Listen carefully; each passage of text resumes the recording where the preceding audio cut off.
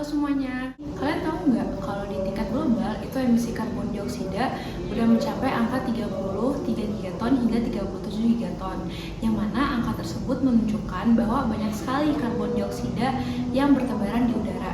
Kalian tahu juga kan kalau karbon dioksida itu sendiri dapat mengakibatkan berbagai macam penyakit, diantaranya seperti stroke, demensia, dan lain-lain. Di Indonesia sendiri, dari tahun 2019 hingga 2020 itu tingkat konsumsi energi juga cenderung meningkat, yang mana dengan meningkatnya tingkat konsumsi energi ini maka emisi karbon yang dihasilkan pun juga semakin meningkat, karena emisi karbon atau emisi yang dihasilkan dari energi itu berbanding lurus dengan tingkat konsumsi energi masyarakat. Jika dibandingkan dengan rata-rata G20 dalam tren 5 tahun 2015 hingga 2020, Indonesia itu mengalami kenaikan sebesar 22,48%. Nah, di video kali ini aku dan teman aku ingin memberikan salah satu solusi. Pernah nggak sih kepikiran untuk merubah tongkol jagung menjadi bioetanol? Nah, di video kali ini aku dan teman aku memberikan gagasan adanya pengolahan tongkol jagung menjadi bioetanol. Kenapa sih harus tongkol jagung? Yang pertama, sejauh ini di Indonesia itu pengolahan bioetanol menggunakan bahan utama tebu sebagai inputnya, yang mana kita tahu tebu itu merupakan bahan edible. Nanti ditakutkan terjadinya pergesekan antara tebu yang dijadikan sebagai input bahan bioetanol dengan tebu yang dikonsumsi sehari-hari. Maka dari itu diperlukan solusi untuk menggunakan input yang bersifat non-edible, dan salah satunya adalah limbah tongkol jagung. Selain itu, limbah tongkol jagung juga termasuk sebagai salah satu limbah yang dihasilkan dengan jumlah yang banyak di Indonesia dan masih jarang dimanfaatkan oleh orang-orang. Dalam proses pengolahan limbah tongkol jagung menjadi bioetanol ini, kami melewati 5 proses tahapan, di mana pertama, input berupa tongkol jagung atau limbah tongkol jagung, lalu dilanjutkan dengan proses pre-treatment menggunakan metode ammonia fiber expansion, dilanjutkan dengan tahapan processing yang menghasilkan nantinya glukosa. Nantinya glukosa akan dilanjutkan melalui proses fermentasi yang akan menghasilkan bioetanol dengan kadar 15-20%. Untuk tahapan prosesinya, kalian bisa lihat video setelah ini ya. Halo teman-teman, di sini aku bakal lanjutin penjelasannya tadi, yaitu menjelasin gimana sih proses yang terjadi.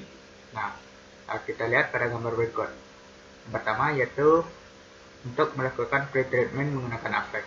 Terdapat pada gambar ini ada 6 gambar, dimana itu merupakan tahap melakukan pre-treatment menggunakan Apex.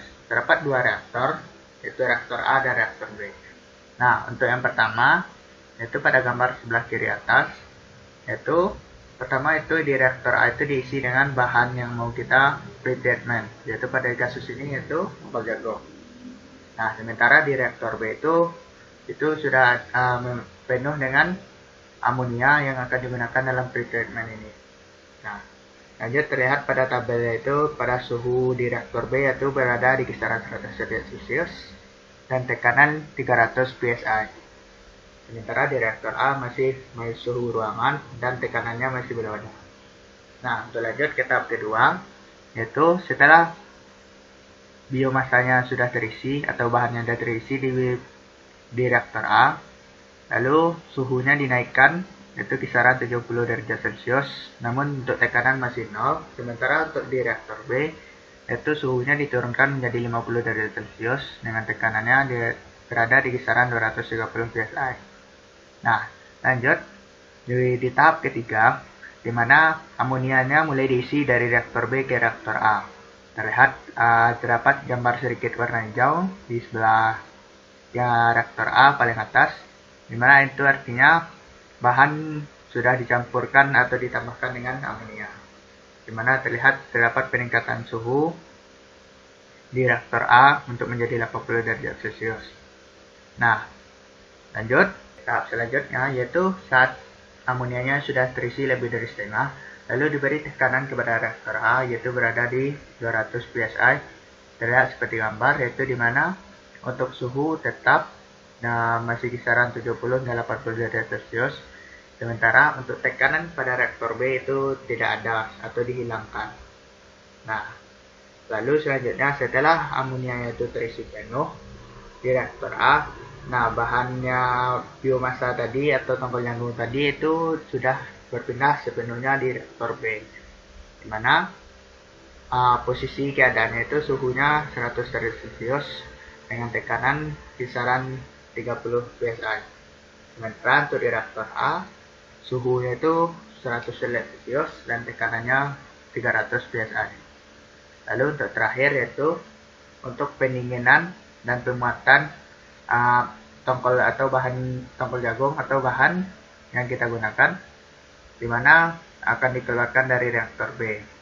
Nah, begitu selanjutnya untuk proses yang pretreatment menggunakan AFEX, di mana amonia yang di reaktor A itu kan bisa digunakan kembali untuk melakukan proses pretreatmentnya. Baik, yang kedua yaitu selanjutnya yaitu mengenai fermentasi. Untuk fermentasi yaitu prosesnya di mana bahan tadi yang sudah diberi pretreatment dengan AFEX tadi akan ditambahkan dengan Saccharomyces cerevisiae sebagai pengurai zat atau pembentuk etanol dari bahan tersebut. Di mana pada proses itu akan berlangsung selama 3 hari atau 72 jam untuk menghasilkan bioetanol dengan kadar 15-20%. Nah, jadi untuk gambarnya selanjutnya itu setelah didapatkan itu langsung bisa digunakan. Nah, kita lanjut untuk bentuk gambar alat yang kita akan gunakan. Nah, kita lihat pada gambar yaitu bagian A dan bagian B mengenai gambar yang akan digunakan dalam pretreatment dan AFEX. Sementara untuk fermentasi itu yang digunakan yaitu hanya wadah besar untuk menampung bahan biomasa yang tersebut. Nah, untuk gambar aslinya bisa kalian lihat di sini. Jadi dari proses pengolahan limbah tongkol jagung menjadi bioetanol dengan kadar 15-20% itu dapat disimpulkan dengan kadar tersebut kita turut mendukung program pemerintah dengan target penggunaan bahan bakar E15 di tahun 2025. Selain itu, dengan menggunakan bahan bakar bioetanol ini juga turut membantu pengurangan emisi karbon di udara. Karena dalam proses pembuatannya amonia yang digunakan itu dia bersifat reversible dan digunakan secara terus-menerus sehingga tidak menyisakan gas buang. Dan yang terakhir, selain dijadikan sebagai bahan bakar mobil, bioetanol ini juga dapat dijadikan sebagai alternatif lain seperti bahan bakar untuk kompor portable untuk traveling, dan yang kedua sebagai bahan bakar